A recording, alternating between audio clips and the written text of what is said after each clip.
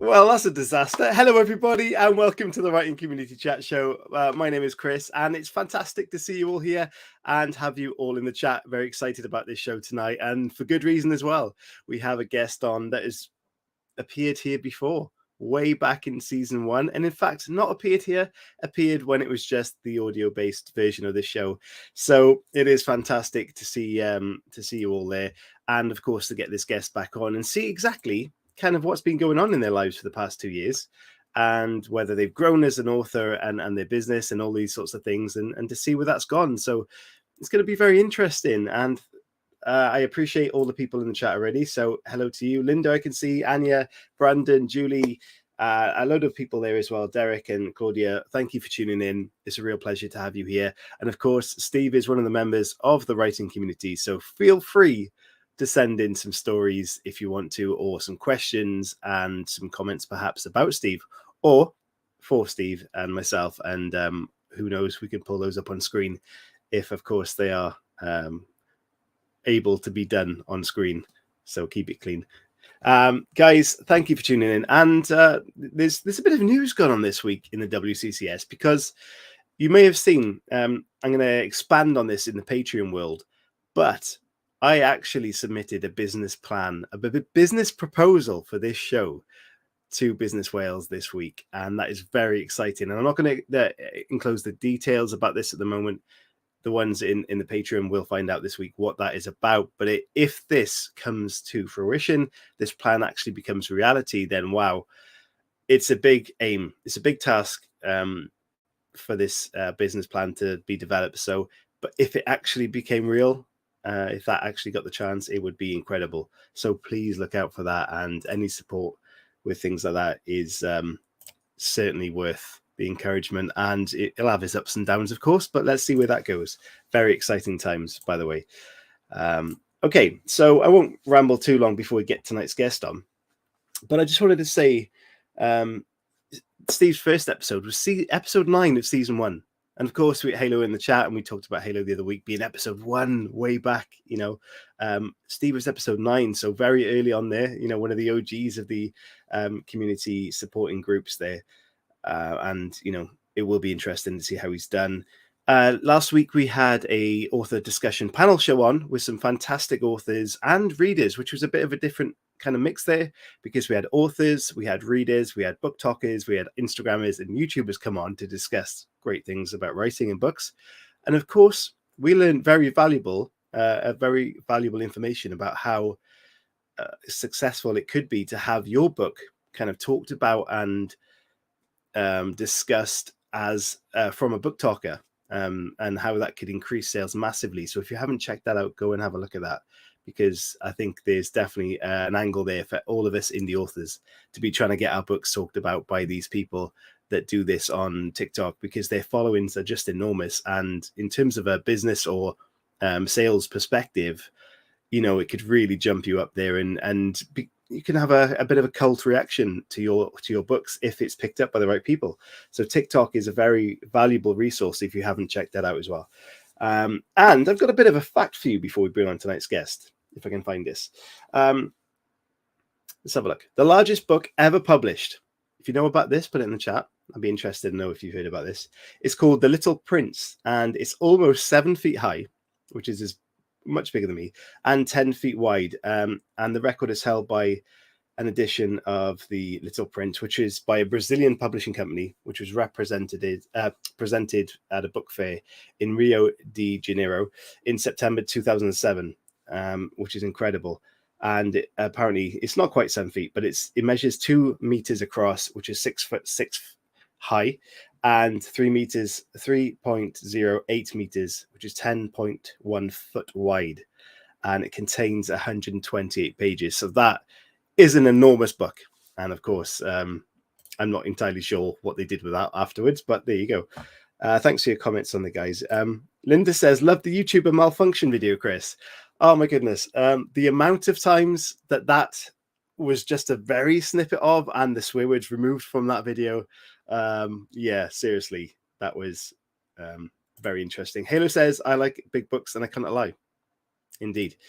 Hello to you guys. So let me stop rambling and let's get our guest on, because we're all very excited. He's been very excited for the past couple of weeks waiting for this show as well. So it's going to be interesting to hear his story.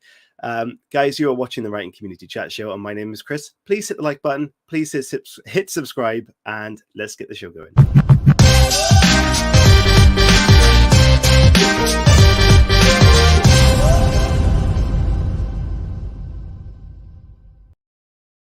Ladies and gentlemen, please welcome Steve O'Farrell. Hello, Steve. Hello, Chris. How are you? Fantastic. I'm so happy for you to join me. It's a real pleasure to see you back here. How are you doing?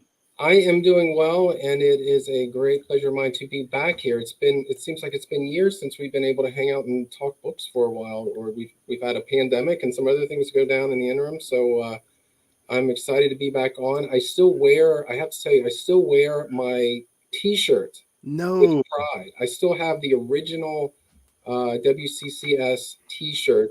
It's a lovely shade of burgundy, I would say. Yeah. Sort of an offset front, and the names are on the back. I wear it with pride when I'm cutting my grass, or if I have to go to a formal event, I put it on. Well, you're talking about really old school season 1 T-shirt here, because this is the new style. This is kind of around, it's sleek. This is nice, but like going back to season 1, you had every single guest listed on the back where they were from, and it was like a tour T-shirt. So I'm impressed that you still got that going. That's really impressive. Oh, it's one of my favorites. Yeah, it looks like it's evolved a little bit in terms of the. Yeah, I really think these are holding up a lot better, and they're a lot more modern. But I did find my season 1 T-shirt a little while ago, because 2 years had passed, and you're quite right. It has been a couple of years since we chatted books and had a good time on the show. Yep. And it was a pandemic. This show started like at the same time as the pandemic, and magically 2 years have disappeared. Just like that. Yeah, and there's been some great memories in here, so I can't knock it. But it has been 2 years, so I think it's been a good journey. But how have you been over that time? Is it been kind of a normal life for you, or has it been a bit hectic? I think it's just like everybody else. We have a family, so you're always concerned about your kids and your wife and your loved ones getting some exposure to COVID and all those things. Health is always a priority, right? But so far, we've done very well. Only my son got COVID, and he's in college, so it was inevitable.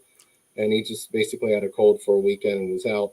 But no, everyone else has fared quite well, and we've been very busy at the O'Farrell household. I tend to stay pretty busy between being a CEO of a company and all my other commitments. So, and writing books and all these other crazy things that I do. So yeah, busy as always.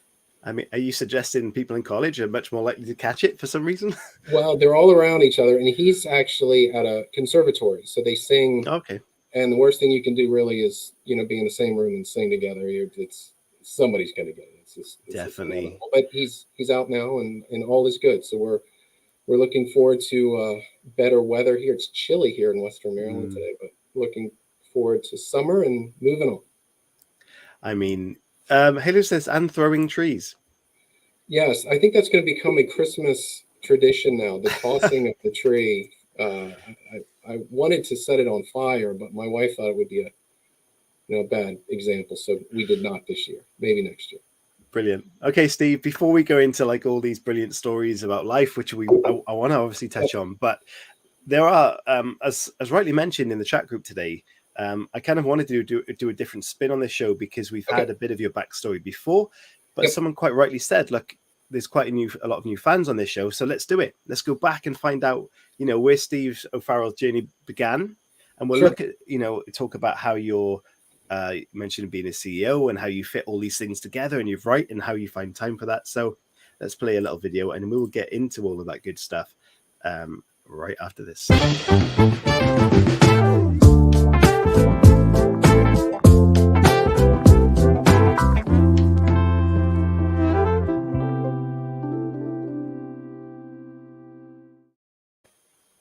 So then, Steve, let everybody know that are watching this show or listening back, of course, on the podcast, and thank you for doing that. Where was the inspirations for Steve to start writing in the first place? Where did that all start for you?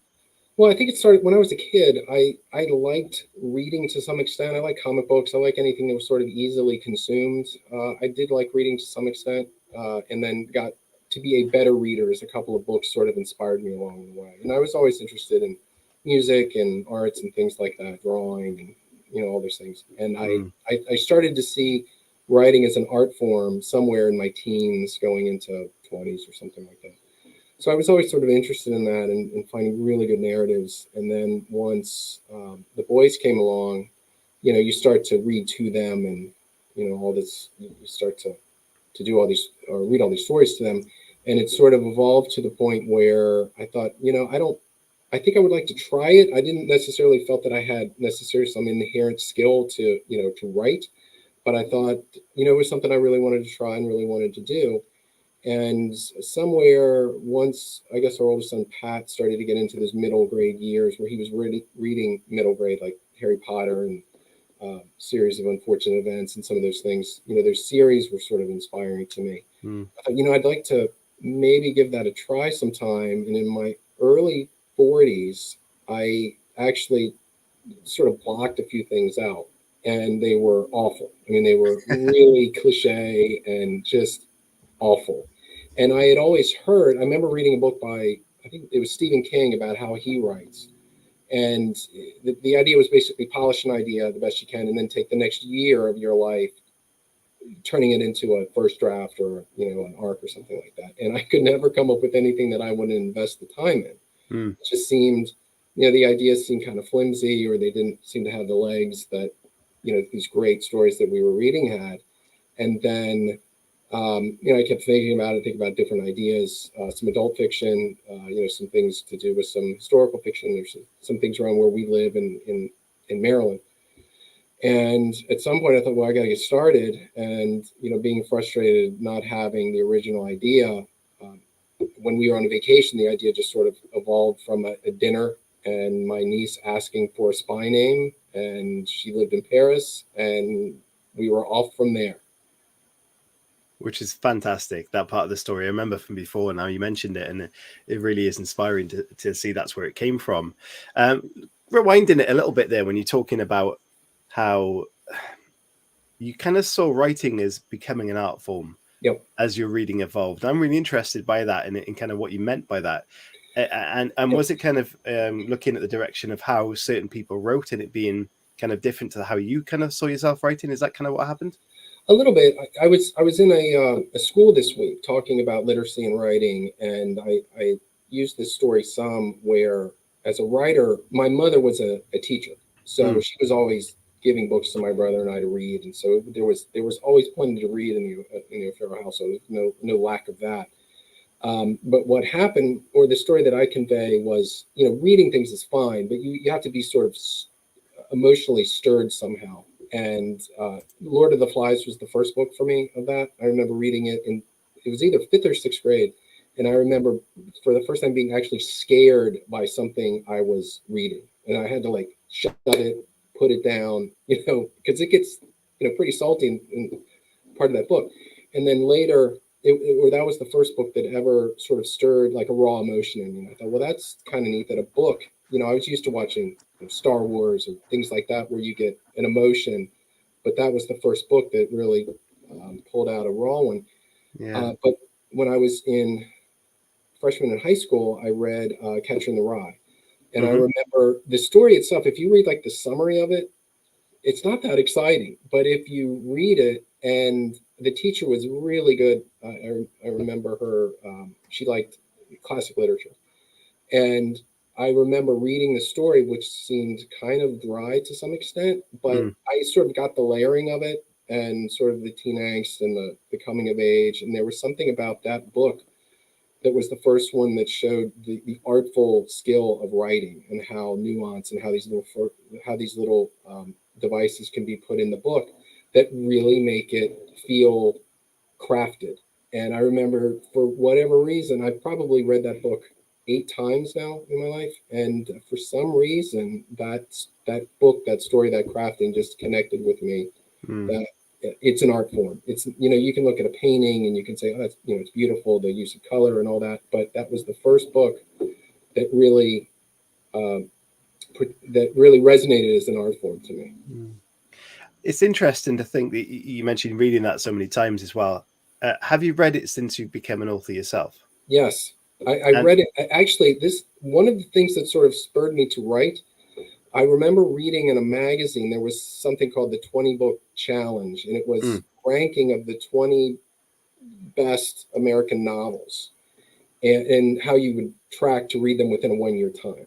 And some of them are really thick, Moby Dick and Look Homeward Angel. I mean, there were some meaty books in there, but I remember rereading a lot of those and being inspired because some of them aren't particularly long. Some of the Hemingway books are not that long. Frankenstein's not that long. I mean, there were a few of them that were pretty quick reads, but the writing was so good and so diversified that I thought, maybe there's a place in there for me that, not that I'm anywhere near these writers, but, maybe I have a voice and maybe I can develop that voice into something. So that was very inspiring to me. In fact, I think I did that the year before I started writing the first Simone book. I was just wondering if the fact you'd read it so many times and then had a writing experience of your own and then read it again, whether that kind of read changed for you at all. Yeah, probably a little bit. I think, every time I would say there's only maybe 4 books that I've read more than once in my lifetime. And every time you reread something, something's new, if unless you read it 30 years ago and you just don't remember the plot, but there's always some nuance or something to it that's new. That you can find inspiring. I think so. You look at it a little, I think you appreciate it more for sure. I mean, now if I walk into any bookstore, you see all these volumes of books and you can immediately appreciate, every single one of them because you know how much work and how much, good fortune has to happen to even get placed on that shelf. It is a mountain to climb. So I definitely am appreciative of all of them. Absolutely. So when you had the gift of the spy evolution in your life, what did you do in terms of approaching the story? And was it a case of you knew kind of what you wanted to do in terms of how you're going to publish things, or was it just a complete blank manuscript of ideas for you at that point? Yeah, what happened was the first rendition of it was an early chapter book. So it was a couple thousand words, and I did it in a night and then cleaned it up over a period of time. And what happened was at some point, I felt that it had the legs to develop into a full novel, and I had a discussion with an editor at that point, and they encouraged me to, go full bore on it and try to push it to a full novel length and develop that. And I remember when I initially thought of doing that, I created this story that was massive in terms of its scale and scope. And I mean, it would have been hundreds and hundreds of thousands. It was basically the whole story. And what I felt when I look back at it, it was actually a series, and I needed to break it into components and try to smooth those out. So when I started writing the first one, I knew how it started and how it ended, and I knew what all the high points needed to be, which is basically how each book sort of starts and ends. And then it was sort of cobbling them all together was the real challenge, which I found in this second one. And I had read this online, but it is absolutely true. The second book in the series is a killer. It is the one, it can make it or break it. And it's the one that takes a lot of nurturing and care and development. And it took a lot longer than I was hoping it would. It was supposed to release last August. That was the initial thought. And it's April now. So you can see how late I was. And the editing process was a little more lengthy than I thought it would be as well. But in the end, it turned out. I mean, did they like push back at the release date? Did that frustrate you at all, or was there any pressure about that, or were you just kind of focused on getting the story right? I was focused on getting the story right, but I have to say it was all my fault. And the big mistake that I made was I finished the first book. It had gone through all of the editing, and we were doing the color or the cover work. So the fun part, at the end and dealing with that. And I remember thinking to myself, I need to get started on the second book because of the time I knew that it took. And the original idea was to release them every year and a half for a period of time. So I thought, well, I just wrote a book, so of course I can just write another book. I mean, how long is that going to take? 3 months or something like that? And the decision I had was I was either going to write a story that was like a complete one-off, that it could be, almost like a serial where it was just sort of its own story more action in it, because one of the critiques I got from the beta readers that were reading the pre-release copies of the first book was that it was a little sleepy at the start. It took a while to get going, and maybe readers of that age would tune out before it gets to the action within the story. And I thought, well, maybe I'll just write an action story.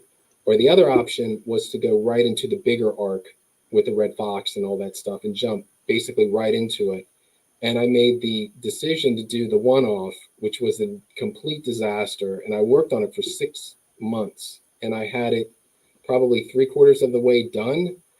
And it was awful. I remember it was a month before my release date of my first book. And I reread it. And I thought, I can't, this is just garbage.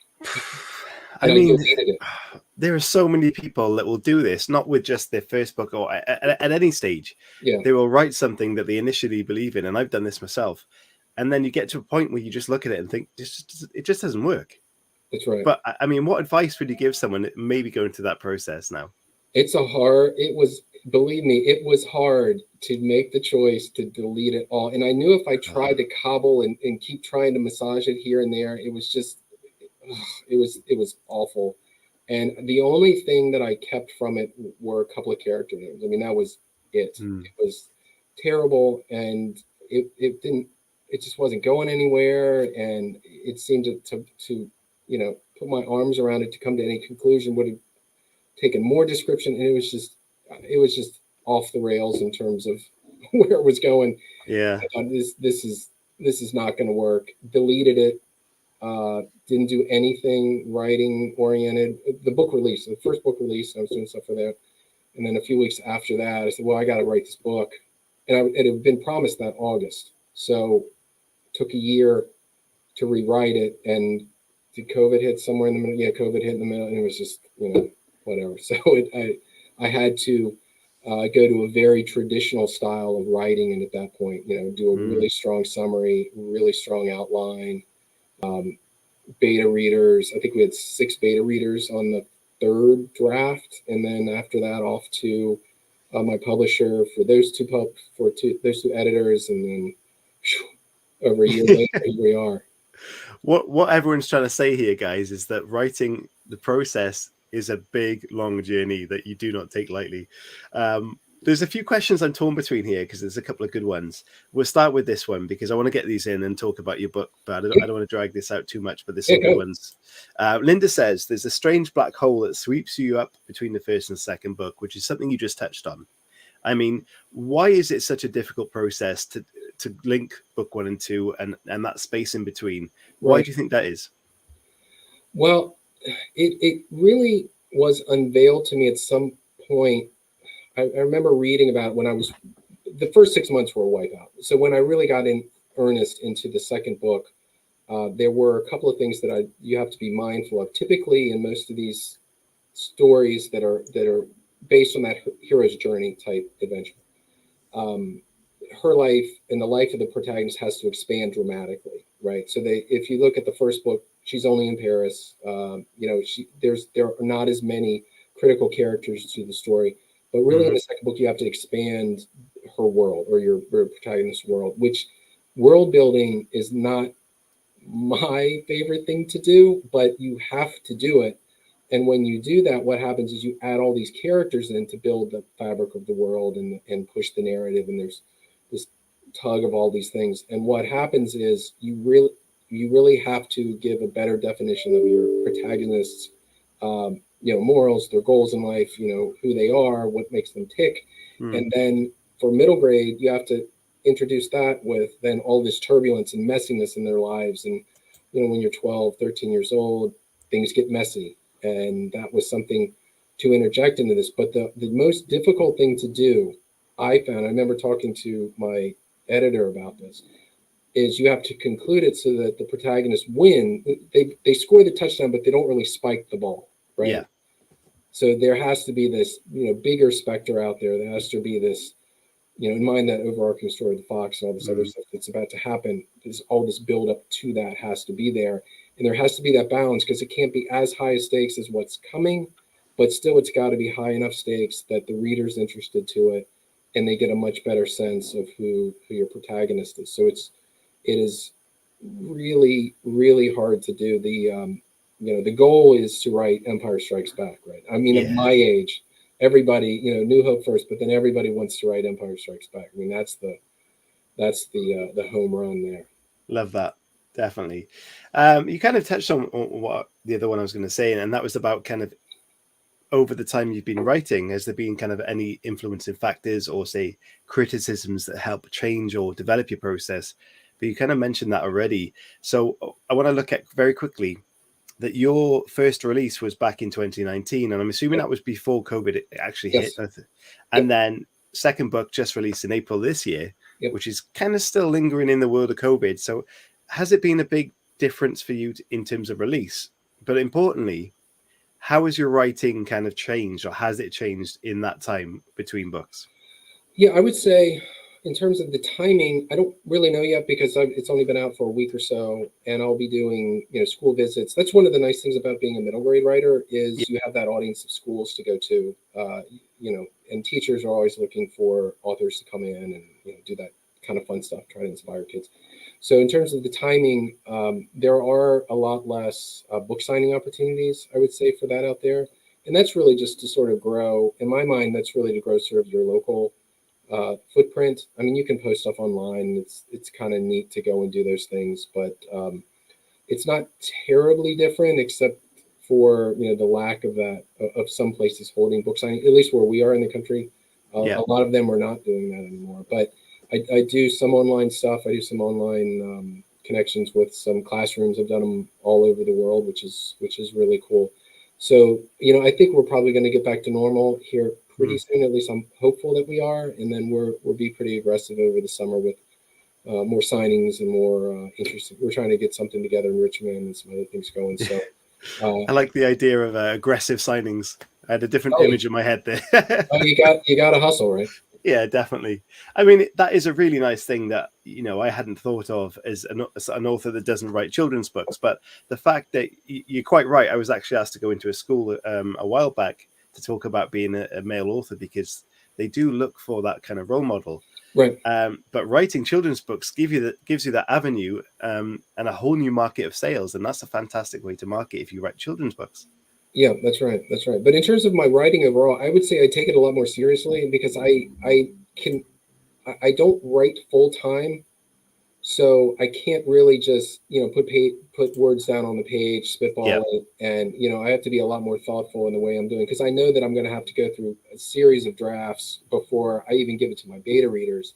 And if I can combine those first, the energy I would say that it takes to do the drafting, if I can pare that down. That's always helpful, but I definitely take it, I would say, more seriously. And what's funny is these kids that I go see, they really gravitate to these characters. I mean, they take it pretty seriously. I mean, I feel like I have this obligation now to deliver on the V and Simone and some of these other ones that kids really care about these characters, and I can't be sloppy and pumping these things out. It takes a lot more thought for sure. Well, that is fantastic. That's an amazing thing to have, that kind of expectation from those readers and captivate a young audience. I think is a wonderful thing to do.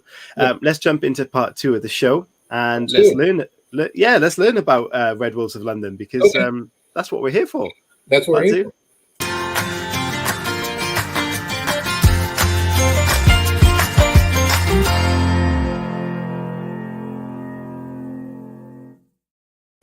So then, Steve, Red Wolves of London, Simone LaFray Part 2. Let everybody know what that's all about, please. So Red Wolves of London is the second installment in what's looking to be 6 or 7 books at this point for the Simone LaFray mystery series. And in this one, like most second books, her world expands dramatically. I won't give away the spoilers on it, but essentially what happens is... one of her, unbeknownst to Simone, she thought she was the only junior spy. There are more, and one of them goes missing, and it happens to be her mentor's daughter, Claire, who lives in London. And Claire was on an assignment at the time, trying to obtained something that was very important to Eloise in the ministry. And when she goes missing, Simone volunteers to go and be a student at the school and, basically solve the mystery to find Claire and find this mysterious OmniKey as well. So within that, she has to relocate, and from there she goes through, the new kid at school. So she has to navigate some rivalries with new kids there, new culture to some extent, and it's a fun, fast-paced story that I think has a lot more high action than the first book had. It gets going faster. It's considerably longer than the first book. I think it's sitting at about 70,000 words, where the first was about 43. Okay. So her world is getting a lot busier. The LaFray family has the opportunity to expand their business now. So they're opening a shop in London, which conveniently puts her father there, which is convenience written into the story. But she's mindful of the name and the reputation of her family and wants to make sure that launches correctly. And she's forced to make some tough decisions of where her loyalties are and who she wants to be. So I'm thrilled with it. I think it turned out great. I've actually reread parts of it recently, and I think it turned out exactly how I wanted it to be. And it's going to be a real nice launch to the third book, which I'm working on now. Incredible. Halo in the chat said it's brilliant, and Anya says she's loving this book so far. So the feedback is already there, and it's very good. And I love you saying you're reading it back, because writers, when they're into their books, they're just going over it and over and over till they're sick of the book. But then when it's there and you look back and you actually think, actually, this is quite good. That's a nice feeling. That's right. I'll read sometimes and I'll say, I can't believe I wrote this. Yeah. Did I write this? This doesn't sound quite like me, which is good, because when I write, I tend to be, I try to suspend all what's going on around me and just be able to, immerse myself in it and, try to stay as true to the story themes as possible. The first thing that jumped out in my mind when you just read about this, spoke about this, 6 or 7 books in the series. Yes. What I want to know is that obviously this is aimed at sort of an age group and the characters at a certain age. Does this develop in maturity as a book to read whilst it grows, or do you kind of keep it at the same tone, if that makes sense? No, she grows. So it's going to go from the first books are classic middle grade in terms of the themes, in terms of sort of the boundaries that are there. But this third book is definitely a transitional book. She will be a teenager in this third book.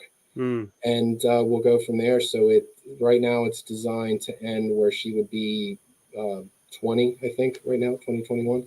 So yeah, there's still a lot of ground to cover in here. But yes, the story is going to evolve through middle grade through young adult. Amazing. That's really interesting and kind of a unique way to do that. Is like book 7, she's going to be like 45. Yeah. It's going to be really old at that point.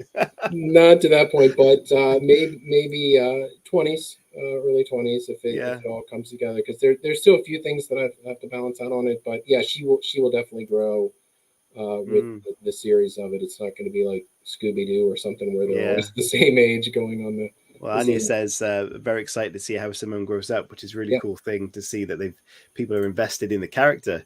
Of course, Halo's got a great question in there, and of course we have questions at the end, but this is kind of relevant right now. How did you conduct your UK research, and if you did any? I'm assuming you did. Oh, I did. I research, and what happened was I do a lot of Google Maps. I do a lot of. I watch a lot of videos. I watch a lot of. Any National Geographic, anything online that I can really grab. And what happened was, and I'm so appreciative of this person. There was a teacher, Allie, who bought my first book, and I zoomed into her class in England and had a discussion, which was fantastic. And she was a big promoter of the book. Very, very nice. And I reached out to her somewhere in the third draft if she would be one of my beta readers. Yeah. And she agreed, and she read it, and it was fantastic. We did a couple of video chats, and she did what she called she scrubbed off the Americanisms of the story to make it sound proper British or Yeah. English. I don't know what the proper phrase would be. And it was definitely to the benefit of the book, because I didn't exactly understand how the school, like the grades worked and what a primary school was, and all these, we have, elementary, middle school, high school over here. We have private schools and all magnet, all this stuff. So I didn't really understand what age groups fell in what grade, and then, what a true, we would call them a private school here in London would look like. And she helped sort of mold a lot of those things, which was fantastic, because that's the inside baseball stuff that over here I'm just not going to know. And being a teacher, she understood the school dynamic really well, because there were things in there in some of the dialogue. She said an English teacher would never say this. Just take it out. They would never, ever say this. Or you wouldn't have this level of familiarity between the students and the teachers. So I'm kind of curious to see how American children absorb that, because it reads different than if it was in an American school. But I think it raises the authenticity of it dramatically. So she was sort of my inside person there to help sort of Englishize it, I guess, some term like that. I imagine young readers in America would find that possibly fascinating as opposed to distracting. So I think that could be a real benefit. Serena says such a clever idea. Going back to Google Maps as well, it's something I've done. I think it's great. Primary school sources are always super helpful, and I think that is a really good tip for anyone that's looking to figure out how to do research, by going to someone in the industry, wherever you're writing about, and literally having that feedback from a beta reader in that position is a very valuable thing to do, which a lot of people not have thought of. So thank you for sharing that tip. That's really good. Yeah, it's a lot of work and a lot of crafting to try to get these, and I think it shows through a little bit, or quite a bit actually. In terms of research, I mean, is there any way you want to go physically for research, or have you ever done that as an author? I would love to do that, and I know that a lot of authors do that. With COVID and whatever else has been going on in my life, I just haven't had, and I'm picking these locations that are, many hours away on a plane, which doesn't really make convenient. The next one's a large part of it is in India. So I don't know that I'll get to India, but I have several friends that live there that I've met through writing, and I'm going to lean on them a lot to be my research assistants, trying to get this third one hammered out. Well, I mean, if there's ever an excuse to go on holiday, yeah, why not? Yeah, why not? I'm sure Halo asked this question earlier on, and before we found out there were 6 or 7 books coming. Have you, with that in mind, when you're thinking about a long-term series, have you ever thought about the end of this? Oh yeah, I definitely know how it ends. Okay, I don't want to delve into that. If I didn't, I think I would be, a ship without a compass. I think it would be, I just write myself into a corner at some point. But no, it has a definite ending, and that even through the progression of into the third book, that has not changed. And what I want to know is, because this might be quite an intrusive, I don't think it's an intrusive question, but it might be. I get the impression from you being a CEO and being very organized and thinking long term about this as a plan, as almost a business plan. Do you have any kind of aspirations for this to be like developed into a TV series or merchandise created alongside this? I think you might have bigger plans for this. Well, I can see it being bigger. Yes, right now it is being repped for production. And that seems to be going well. It's similar to the publishing world, where it just moves at such a slow pace. It's anybody that's out there in the trenches trying to query publishers or agents. It just takes a long time to get there. I remember I got a call from an agent who wanted to rep me. I think it was 9 months after I signed my book deal, and I said, "Well, you're late. We've moved on from this." But it just takes forever, and the feedback was actually really, really good. The obstacles that we have are there's no script. So if there are any script writers out there, I would love to connect with one of you. But I think it was pitched to 10 production companies.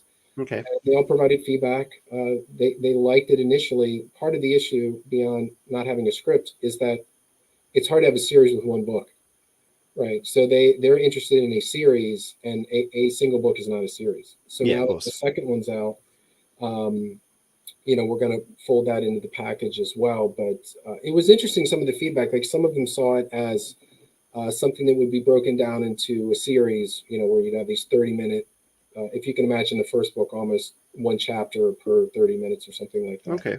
There'd be a series for children or something like that, or maybe full-length film or something. But, I feel that, I have some hooks in the water out there, and some really capable people pushing it, and we'll see where it goes. But I can see where it would have its appeal for sure. Definitely. So current Simone at her age right now, would you have any idea of casting in your mind, or is there an actor out there that you think, do you know what, they very much fit the profile for me? I don't know. I thought about that. There was her name was, there was one young actor, and her name is escaping me now, that I thought would be good. But the tricky thing about that age is our boys are what, 20 and 18 now. They grow so fast at that age. It's hard. It's like in a week, they have a completely different look, or their voice has changed or something like that. So I think it would be anybody that would cast it. I would think it would have to be somebody that an unknown to some extent, that wouldn't bring any preconceived notion to the character. But I can, I've thought about those types of things before, but every time I think, oh, they would be perfect, well, they're 15 now, or Yeah. 17, and that probably wouldn't work so well.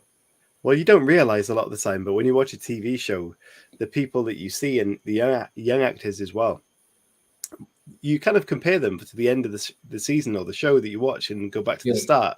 They're massively different, but you kind of don't notice, if that makes sense. Yeah, no, I'm with you on that for sure. Right, let's get into part 3 of the show, because guys, I know you've got some burning questions out there, and of course we've got some classics to ask Steve along the way. This is the time where you can ask us some questions, pop them in the chat, and I will pop them up on screen as well, and we'll get some answers into those. So here is part 3 of the show.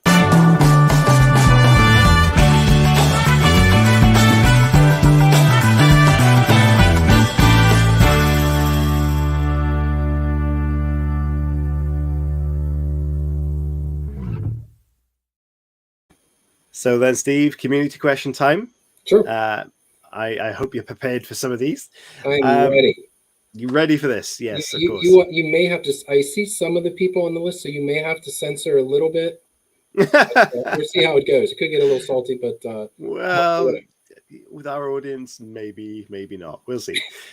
We'll start off with the classics, and then we'll get some silly ones, hopefully in from the audience. Okay, we're gonna straight in for the. Let's look at, if you could take any character from the world of fiction and throw that into, say, your series. Yep. Or let's go with that. And from the world of fiction, whether that's TV, film, or literature, what character would you choose and why? Well, I've thought about that, and the one that I keep coming back to, because I think it would be interesting, and I think it'd be a challenge to write them into it, is I can see Inspector Clouseau from the Pink Panther comedies. Wow, that's a great show. Dropping in at the patisserie for some reason, and somehow almost setting the place on fire, or some cataclysmic farce going on, and which would be completely counter to Simone and her need for stability and order. And I can see him just being a bull in the china shop type thing. I think that would be really interesting to see and funny, but I think writing comedy would be the hardest thing to do. Wow. Physical comedy, I think, would be just brutal to write. I think it'd be very difficult. I'm sure you can do it, but I think that is such a great answer to that, because it fits your story so well. And I think this is just it would fit it's very fitting, and that's a great answer, because normally people are very stumped with that question. So well done for that one. Okay. If we could take the ending of anything and change it for whatever reason that may be, good or bad, and again, in any kind of world of entertainment, what ending are you changing and why? Okay. So I have put some thought into this, and it stirred up some very raw emotions, because there's one that is without question the worst for me. Wow. And I know I'm going to get hammered on this, but I have to be completely honest. For me, do it, Steve. The end of Game of Thrones was a tragedy for humanity. It was absolutely the worst. 8 or 9 years of my life. I figured I had invested almost 20% of my adult life waiting for or watching Game of Thrones over that. Is it 8 or 9 seasons? I don't even remember. And the way that it wrapped up was just a gut punch. It was, I felt it. Oh, it was terrible. And I, that whole genre is not my thing. I'm not a huge fantasy person like that, or there's and I haven't found anything sort of in that genre that I even remotely like after it ended. But I don't know if it's just the ending of it ruined it for me. But I waited for those shows. My wife and I waited for those shows on Sunday nights on HBO for years, and just absolutely loved it. In fact, I actually attended. You will be surprised at this, Chris. I attended a watch party dressed. Are you ready for this? As Go Brienne on. of Tarth. No, you didn't. Yes, I did, and I was dressed in the gown in the fighting the grizzly bear scene. In the pit. Yeah. Where I had the dress. My wife dressed me up. I had the big gash on the neck with the blood, and the sword, the wooden sword. And I think there's probably pictures of it floating around on the internet somewhere. And I cosplay or anything that is so far away from me, but I actually attended a party dressed as Brienne of Tarth. Can you believe that? I kind of can't, but I think I know I know you have, of course. Oh, but I was done. It was something to see. Let me tell you. Oh, chat show fans, someone please tweet me a picture of this. I need to see this in my life. I need to see this. So anyway, my level of devotion was high. Yes. So you were well into this show, and you dedicated, like you said, years of your life, and it was just a shit ending. It was an awful ending, and to the point where, and still now I can't even really. I mean, Lost was bad, and there were some other ones that were, real clunkers. But it was something about Game of Thrones, and the thing about it was so beautifully written. Yeah. Up until the second to the last, where Danny went crazy, basically up to there, it was brilliant. And then it just, these conveniences happened, and all of a sudden these characters weren't acting the way they had acted, and Jon Snow's sort of whimpering around, and it was infuriating to watch. I have genuine anxiety about the end of The Walking Dead. It's been going for 12 years now. Yeah. Because I've been so into it, and I know a lot of people dropped off, and I feel like I could have as well. Yeah, but it's like you said, it's a sacrifice. You put your life, it's 12 years of many hours watched of this. And if they just end it casually like they did with that, I'm going to be devastated. Yeah, but somewhere after Terminus and the Governor, I checked out of. I think I hung around for another season, and then when the helicopter came in and swooped, but this is the thing, right? So they had something good. They could have wrapped it up ages ago. They've got now a spin-off that I've hardly watched any of. In fact, they've got 2 spin-offs, and now they're looking at 2 of the main characters that are still finished filming now as another spin-off. And I would just end it. Just do something good and end it. Because come on. Yeah. Wow.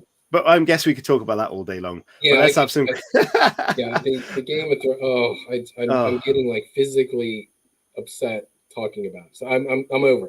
Let's move on. So let's get a happy mood back in. What was the last book or film that you kind of read or watched? What was the last thing that entertained you? I just finished the art copy of Claudia Oltein's first novel, and it's really good.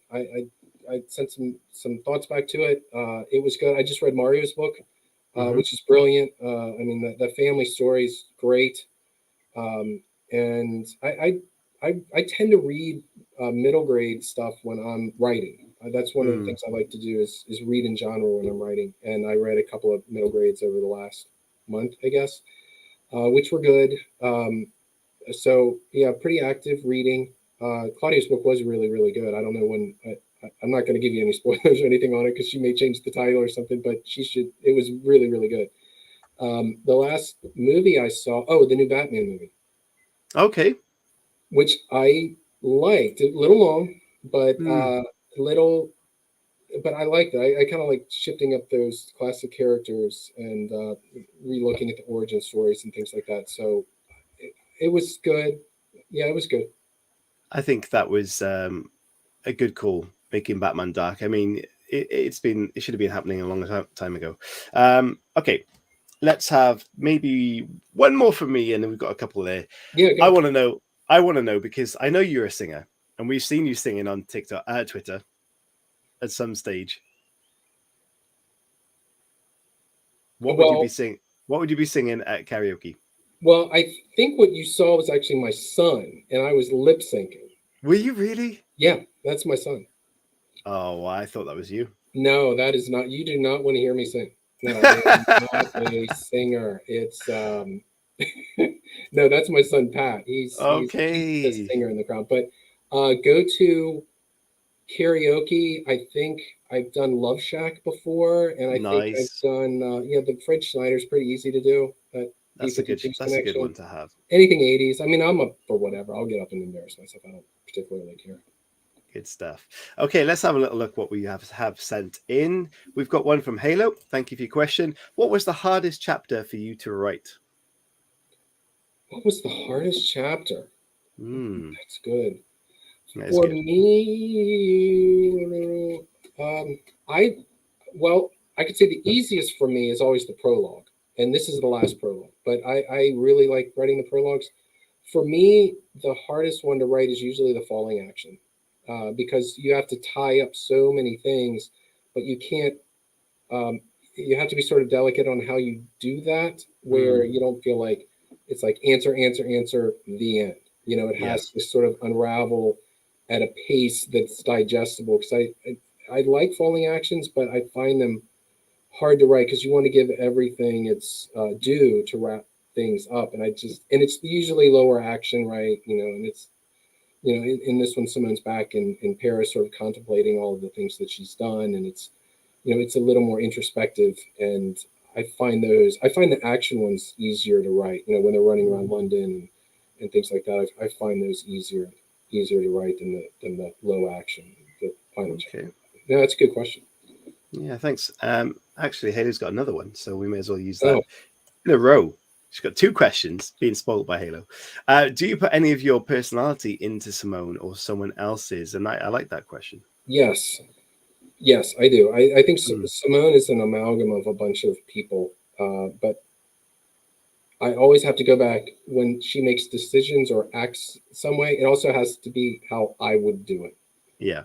With some, panache to it, but usually it's me. Yeah.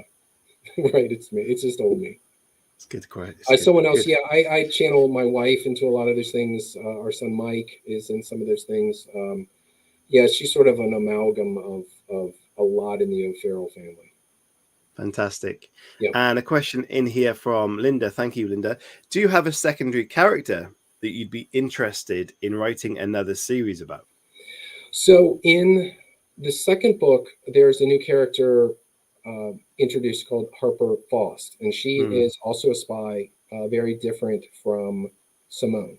And she was critical for this one because she needed to be introduced, and there's some parts in there at the beginning where she's helpful to Simone, although she has to sort of check out at some point in the story. But I could see her coming. She plays a much bigger part in the third book, but I can see her as sort of like a spin-off type character where they're strong enough to sort of pull their own adventures and things like that. And there would be some ground to cover there, but I would say Harper is probably the one. Because the V is a great character, but she's so central to Simone. I don't know if you could split them. It'd be like splitting Laverne and Shirley. If anybody of my age would know what that means, but you can't spin off Shirley from Laverne. Okay, thanks for that question, Linda. Would you consider writing outside your genre, Steve? Yeah, so I did write another one. It was sort of my COVID project, which is urban fantasy. Right now it's being shopped as a graphic novel, and it's getting quite a bit of interest on that. But again, it just takes forever for these things to transpire. But I wrote it, and I thought it was going to be a novel, and I kept summarizing it and going through that process. And at some point I thought, this seems so visual to me. I think it's a graphic novel or a comic or something. And it's called Soul 13. And I really developed it. It was one of my side COVID projects, which was fantastic. And the other thing that I found, Chris, going back to something you asked me at the beginning, for me, I think it's almost helpful to have Let's ignore that. almost good to have two projects going at the same time, because you Yeah. have a lot of enthusiasm for one, and then you sort of wane, and then you jump to the other one and jump back and forth, which seems to work pretty well for me. So we'll see how it goes. You know, if somebody does option it for a graphic novel, that'd be great. I think I have to check my inbox today, but there was 3 publishers that I'm dealing with, so we'll see how that goes. But no, it was interesting to jump out of genre for sure. It was good, kind of stretching your legs on something else. Amazing. And let's have a look then. Let's go for one more question before I give you the final question. Give me kind of, say, 2 tips you would give anyone looking at starting writing, or someone that's just getting into writing. What could you tell them that might help their journey? Yeah, I would say the first tip is start. Mm-hmm. You know, stop thinking about it and just start. You know, and you're going to make all the mistakes that everybody else does. Nobody's going to write a perfect first draft, and just you're going to make all of those mistakes. Just accept that it's going to happen. Accept that it's going to take a while. Find your true voice as you're working on it, and it will be fine. And the other tip is the one I just mentioned to you, which I think worked great for me, is, you know, consider having 2 projects going at the same time, because you can have the enthusiasm for the one, and then you jump to the other, and it might take a little bit longer, but you know, in the end, you tend to maintain enthusiasm throughout, as opposed to, you know, I'm excited about writing on this one, and then, you know, 3 weeks later, I'm not so excited about writing it. And then it's hard to get that engine turned back over again. And if you have something else where you're still writing, you're still being creative, you know, it's just on a completely different story, it might inspire you to jump back to the other. So I don't think writing on 2 different projects is a bad idea. I think it's a great idea. I've kind of dabbled in this before, and it's a real important kind of step for people that may have never experienced a little bit of fade out. And I'm not talking about burnout in the sense of you've just got no motivation or inspiration to want to write. Right. It's when you kind of get stuck in a bit of a corner in terms of your creativity, and then you go into a different world, and that kind of comes back sometimes. So it's a really good angle to do that with, I think. Yeah, it's working for me. I need another one now. I sort of revisiting this graphic novel thing, and maybe converting it to a novel. I don't know, but it's sort of pairing with what I'm doing now with the 3rd Simone book. So it's working for me. Fantastic. So my last question for you, Steve, is what does literary success look like for you? So sales are great, and seeing rankings and great reviews and stuff. But for me, the ultimate is having a kid that read your book come up to you so excited about it, and wanting to talk about one of the characters and what's going to happen next, and for them to have that connection to a piece of literature. I think especially for a 8 to 12-year-old person, for them to get it, you know, and sort of see you know, the wonder of it, you know, and use their imagination. You know, I see like fan art and stuff, you know, and it's just really, to me, that's the success. Because I mean, I can feel accomplished in the work that I'm doing, and that's sort of this introspective thing. You know, I'm the kind of person that it wouldn't be out if I wasn't satisfied with it. I just, you know, keep editing or keep working on it. So that part, you know, is sort of inherent. But then to have you know, people of that target audience really enjoy it is the success for me, for sure. I mean, customer satisfaction has to be one of the best targets for everybody to have as an author, I feel. So for sure. It's a great goal to have. Our hour is done, and I can't believe how quickly that's gone. I got to write another book, so you're having me back. Oh, of course I will. I'm sure the audience would love you back on the show, Steve, as they were demanding it previously as well. Guys, just before we wrap up, Steve, let everybody that's watching or listening back, or if they watch this back, where can they find this wonderful book and find out more about you? Yep. So the book is basically available everywhere. Amazon, Barnes & Noble. It's open in a bunch of indie bookstores, which is great. So basically, it's globally offered, so you can pick it up anywhere where books are sold, as they would say. And as you know, I do a bunch of stuff online: Twitter, TikTok, Instagram, Facebook. I'm taking some of your advice, Chris. I am going to develop a website, at least a landing website. Yes. That's something I've been kicking around for probably 6 months now, and that will be launching probably sometime this summer, because I think you do need a landing page or something. So you can find me. I'm everywhere. I'm active. I'm always doing something. Please find me. I mean, did you see the video I made about that landing page? I did. It took me like 3 minutes to make it very, very basic page. I mean, that's all it took. So do it, Steve. We'll want to see it. No, I'm going to do it for sure. Do it. Fabulous show, Chris. Nice to see you, Steve. Great show. Yes, Steve. More Steve. Definitely more Steve. Wow. There you go, guys. Brandon mentioned about wanting a t-shirt. Guys, if you want any merch, there are some pictures out there. Just contact me. Email me. I can sort of size it out. Designs even for you guys. Let me know. I'll send it out to you. They're not expensive. They're great quality. Good stuff. And of course, Steve still got his. Wears it proudly. I'm very impressed with that. It's at home, folded up beautifully. Brilliant. Guys, thank you so much for watching. Please stay safe. Look after yourselves. Enjoy the week. Enjoy your weekend. And I will see you next week with another show. Steve, thank you so much for joining me. It's been an absolute pleasure. Bye-bye, guys. Bye-bye.